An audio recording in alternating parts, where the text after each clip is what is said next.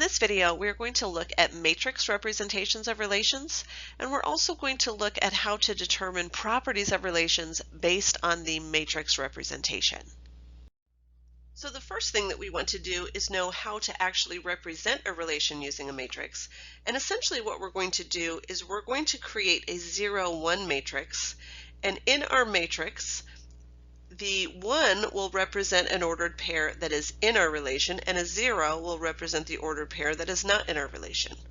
So what we're going to do is we're going to take all of the elements of set A and all of the elements of set B and create a matrix of that dimension. So here, for our example, A has a size of 3 and B has a size of 4. So my matrix that represents R, my relation R, is going to be 3 by 4. That's not proper notation. I'm just letting you know that it's going to be 3 by 4. So 3 rows, 4 columns.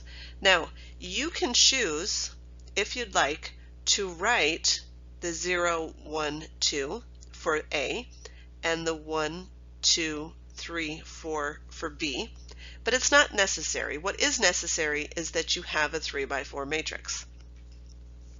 All you have to do when you're creating your matrix is to then look at the ordered pairs that are in our actual relation. Let me switch colors there. Which are given to us. And if the ordered pair is in the relation, we put a 1, and if it's not, then we put a 0. So for instance, this first entry represents the point 0, 1. So we're taking our first value from A and our second value from B. So is 0, 1 in my relation? Yes, it is right here. So I'm going to put a 1. Is this, again, this guy would be 0, 2. Is 0, 2 in my relation? No, it's not, so I'm going to put a 0. And I'm not going to continue writing the part on the top because it's kind of annoying. So 0, 2, not in a relation. Is 0, 3 in a relation? Yes, it is, so I put a 1. Is 0, 4? No, it's not, so I put a 0. And then I move on to 1 as the first value. So again, just moving across the row. 1, 1, yes. 1, 2, yes. 1, 3, no. 1, 4, yes. 2, 1, no. 2, 2, yes. 2, 3, no. 2, 4, no. So this is our matrix. And again, the 1, 2, 3, 4 and the 0, 1, 2, these are not required. That is just to help you if you need it. And again, that 3 by 4 is not required. It's just important that you know how to come up with proper dimensions. I wanted to look at just one quick example working backwards as well. I think it's pretty easy to make the matrix. I also want to make sure you understand how to sort of decode the matrix. So again, it's okay for you to cheat a little bit and put the values on the left and on the top, or however you want to do it, but you don't have to. I'm just putting them there for our benefit. So really now I just want to write the ordered pairs that are represented in this relation. And so my first ordered pair would be A1, B3. My second would be A1, B4. And then I also have A1, B5. And then I would move on to the next row, which would be A2, B1. And then I would have A2, B4. And that's all for A2s. And then I would have A3, B1. And I would have A3, B3, which is this guy right here.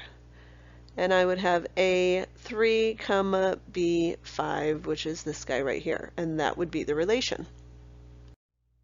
We have already talked about what all of the properties of matrices are, and so I'm not going to spend a ton of time on that, but I do want to show you the advantage of writing your relation as a matrix, because we can visually determine if our relation is reflexive, symmetric, etc. So I'm going to show you how to do that. So recall that if something is reflexive, then A comma A is always in the relation. And in a matrix form, that means that that first diagonal is going to all be ones. And it doesn't matter what other elements are. So it can be zeros otherwise, it can be ones otherwise. It really doesn't matter what else we have. We just need that diagonal to be 1. And I'm sorry that I should have specified. We're talking about a relation of a set onto itself, which is always going to be a square matrix. So if you're like, wait a minute, I don't have a diagonal that works out exactly like your picture, which I know is beautiful, we're only looking at a square matrix because it would have all of the values along here and the same values along here, so obviously it would be square. Another very easy property to determine just by looking at a matrix is the irreflexive property. So if the reflexive property told us that A comma A had to be in the relation, the irreflexive property says A comma A cannot be in the relation. And so again, we're looking at A comma A not being in the relation, so the entire first diagonal should be all zeros instead of all ones. So for our relation to be symmetric in a matrix, what we're looking at is if AB is in the relation, it implies that BA is in the relation. So there's two ways that you can look at this. You can either look at it as folding our matrix along our first diagonal, and if we fold it along the first diagonal, it essentially should match up on each side of that diagonal. The other way to think of this is if our matrix is equal to the transpose of the matrix. And remember, the transpose said if I take all of my columns and turn them into rows, would it be the same matrix? So that is another way to check. The easiest way for me is to just, like I said, fold it along that first diagonal, and if everything matches up, ones match with ones, zeros with zeros, etc., then we're okay. Recall that if we have a relation that is antisymmetric, that said that if AB was in the relation and BA was in the relation, it implied that A was equal to B. So how can we visually see that on a matrix? Essentially what we're saying is, again, looking at those values across the diagonal, we're saying either Mij needs to be 0 or Mji needs to be 0 or both. So again, we're not looking at the diagonal, we're looking at things on each side of the diagonal. And here's why we can do this. Let's just say this value is 1, 3, first row, third column. This guy, this one. This guy then, across the diagonal, is 3, 1. Now, if you'll notice, one of them is a 1 and one of them is a 0, and here's why. If they were both 1s, that would imply 1, 3 was in the relation, and that 3, 1 was in the relation, and for it to be antisymmetric, that would mean 1 is equal to 3. And so obviously we can't have that since 1 is not equal to 3, so either this guy is in the relation, or this guy is in the relation, but not both. For a relation to be asymmetric, essentially we're saying it has to be both antisymmetric and irreflexive. So going off of what we just learned on our last example for antisymmetric, again, if this guy is a 1, then across the diagonal it has to be a 0, and the diagonal all has to be 0. So AA is not in the relation. We are going to cover transitivity as well, but before we do that, I just want to refresh our memories on how to do some of these matrix operations.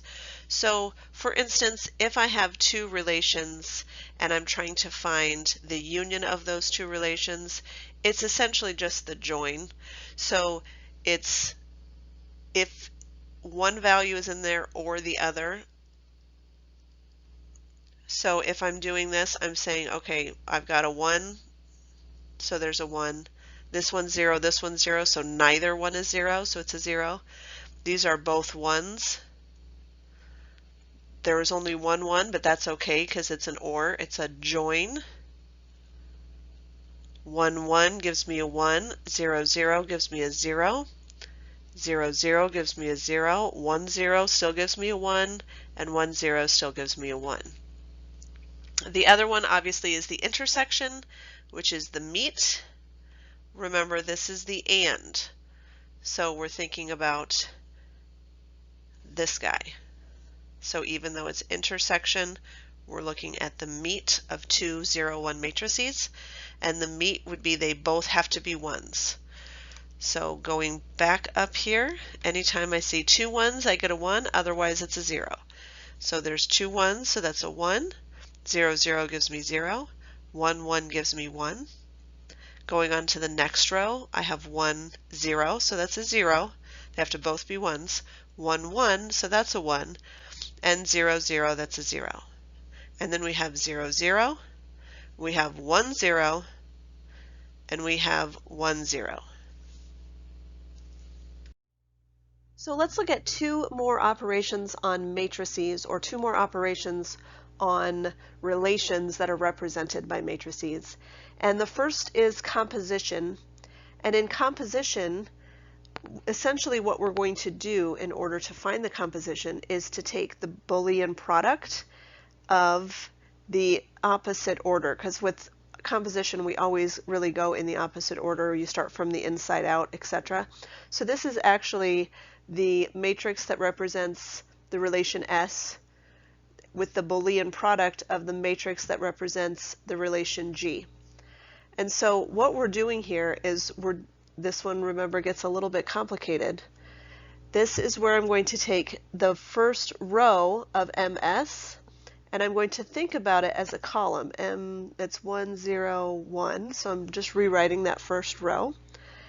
And remember, I'm going to look at 1 and 1.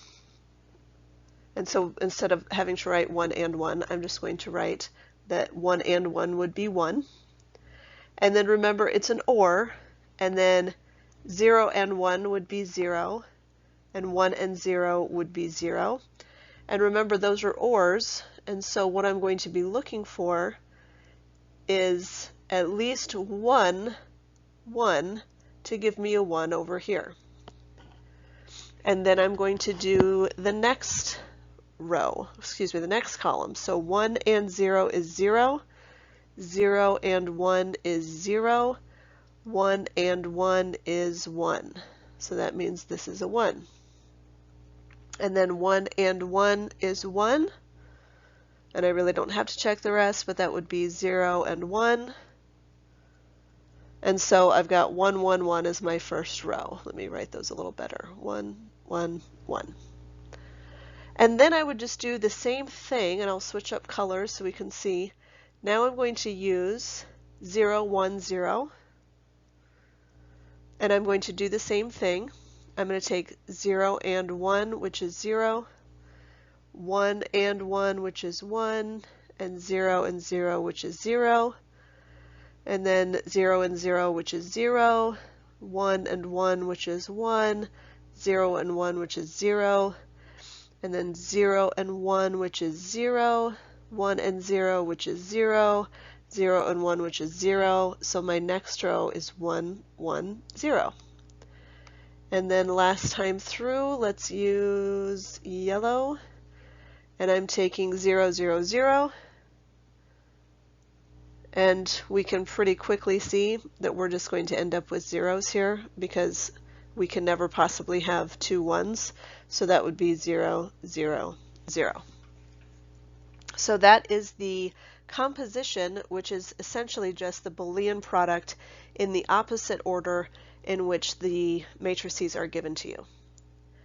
Now, if I take matrix S and square it, it's really kind of the same thing that we just did, except I'm doing it with matrix S twice. And so again, I'm going to take 1, 0, 1, and I'm just going to be basically multiplying matrix S by itself.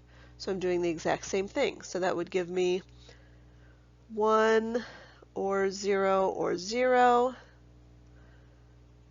0 or 0 or 0, 1 or 0 or 0. which for my first row gives me 1, 0, 1. And then I will try another color and another row. So 0, 1, 0. So now I would get 0, 0, 0. And I'm not drawing the little loopies this time. 0, 1, 0. And then 0, 0, 0.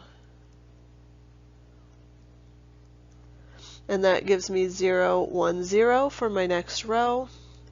And then let's switch colors again. And I'm using 0, 0, 0, which we already discovered last time was just going to be a bunch of zeros because there's no way for me to get a 1 if I'm taking everything times 0.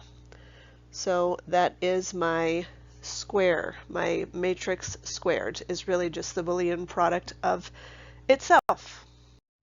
So now that we know how to do the Boolean product, or we know how to square matrices, what we want to do is look at how to determine if a matrix is transitive. So obviously this one is a little bit more work than the others. The others I can pretty much just look at the matrix and determine whether or not it is reflexive or anti-symmetric, etc., etc. So here I actually have to do some work. I have to square the matrix, and what I'm looking for is if I have a 1 in my product matrix, then I need to have had a 1 in the original matrix. So because all of the 1s in the product matrix match up with 1s from the original matrix, this is transitive. And if I would have had a 1, say here, that it didn't occur here, then it would not be transitive. So in this case, you would have to do the product. Let's do a quick check for understanding before we wrap it up. So this is just a good practice question for determining if the relation represented by the matrix is reflexive, irreflexive, symmetric, antisymmetric. I threw asymmetric in there as well, and transitive. So just to be clear, remember, yes, this is a matrix, but it represents the relation 1, 1, 1, 2, 1, 3, etc. So yes, it's a relation that we're determining if it has any of these properties, not the matrix. So the matrix is just a way for us to visually inspect the relation. So we'll start with reflexive. If you'll recall, reflexive meant that the diagonal here was all 1s, and that's not what we have, so that's a no. Irreflexive meant the diagonal was all 0s, and again, not what we have, so no. Symmetric said that if we're looking across this diagonal, so we're going to cross this diagonal off, and we're looking at values across the diagonal, 1, 1, 1, 1, 1, 1, those all had to be the same as one another. So if this is a 1, this is a 1. If this is a 1, this is a 1. And if this is a 1, this is a 1. And of course we can see that yes, we have it. Is it antisymmetric? Antisymmetric, if you'll recall, said they can't both be 1s. So you can have a 1 and a 0, or a 0 and a 1, or 2 zeros. And obviously that's not what we have here because everything's 1s. So it's not antisymmetric. Is it asymmetric? Asymmetric means it has to be antisymmetric and irreflexive, so obviously that's not the case. Is it transitive? Well, this is the one that requires us to do some work. So from here, I have to actually multiply this matrix by itself. So 1, 1, 1, 1, 0, 1, 1, 1, 1. And again, we're just doing that Boolean product. And so I'm going to take that first row and turn it into a column. So that gives me 1 or 1 or 1. And then 1 or 0 or 1. And then 1 or 1 or 1.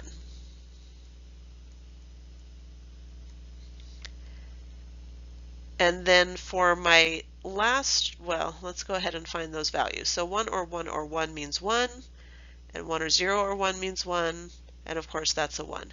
Now I'm going to cheat here because as I can see, the third row is going to give me the exact same result. So this is just going to be ones, and I'm going to just not show all of that work again. So now let's show it for 1, 0, 1. Let me change colors so we don't get confused. 1, 0, 1 would give me 1 or 0 or 1. And then 1 or 0 or 1. And then 1 or 0 or 1. And each of those gives me ones. So now the question is, now that I've found this product, is this a transitive relation? And again, if you'll recall, we said if we have ones in the product matrix, then it has to correspond to ones in the original matrix. And I can see right here in the middle, this guy is a 1 in the product matrix, but in the original matrix, it's a 0. So no, this is not transitive. Up next, we're going to take a look at another way to represent relations, and that is using a digraph.